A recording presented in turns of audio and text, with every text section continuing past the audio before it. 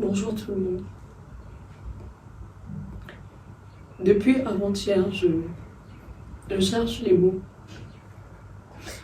Je cherche les mots justes pour, ne serait-ce qu'un peu, alléger la douleur d'une mère, d'un père, d'une famille qui vient de perdre son fils. Je cherche. Malheureusement, il n'existe aucun mot assez puissant pour adoucir une telle douleur. Rien ne m'avait préparé à vivre une expérience aussi bouleversante. Et je comprends parfaitement toutes les émotions, la tristesse, la colère que ce drame suscite. Mon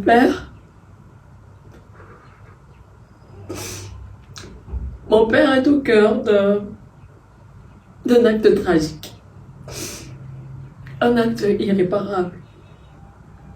Je n'ai pas été témoin, mais je suis sa fille et aujourd'hui, je pense que c'est suffisant pour que mon nom soit associé à toute cette douleur. Face à la gravité de la situation, j'ai d'abord pris du recul. Non pas pour fuir, mais par respect pour Mathis. Cet enfant de 6 ans qui a brutalement été arraché à la vie. Cet enfant qui aurait pu être le mien. Cet enfant qui aurait pu être votre enfant à vous aussi. Notre famille a essayé de rencontrer la famille éprouvée. Parce que je pense que 10 000 paroles, les posts virtuels en réalité ne vaudront jamais une main posée sur l'épaule d'une maman meurtrie. Actuellement, la blessure est encore béante et je comprends et je respecte le choix de la famille de nous recevoir ultérieurement.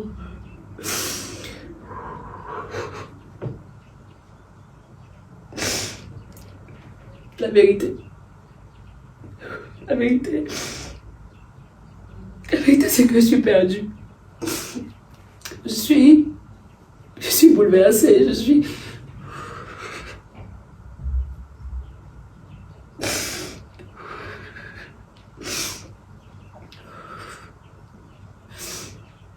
Mais je voudrais quand même le dire pour que ce rappel soit clair, que je condamne fortement toute forme de violence, peu importe les circonstances. Pour ceux qui connaissent mon travail, mes combats, mes convictions, mes valeurs ne changent pas. Même dans cette épreuve, même dans cette circonstance, même dans cette situation.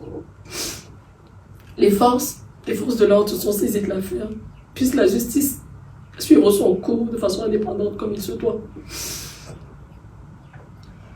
Par respect pour la mémoire de Mathis, par respect pour le temps de deuil, mes concerts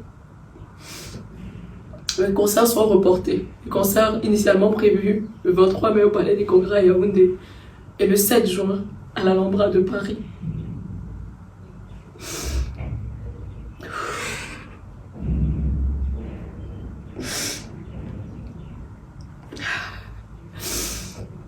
À la famille endeuillée,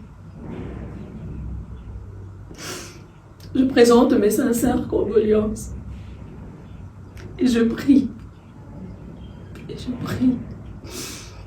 que le temps puisse ne serait-ce qu'un peu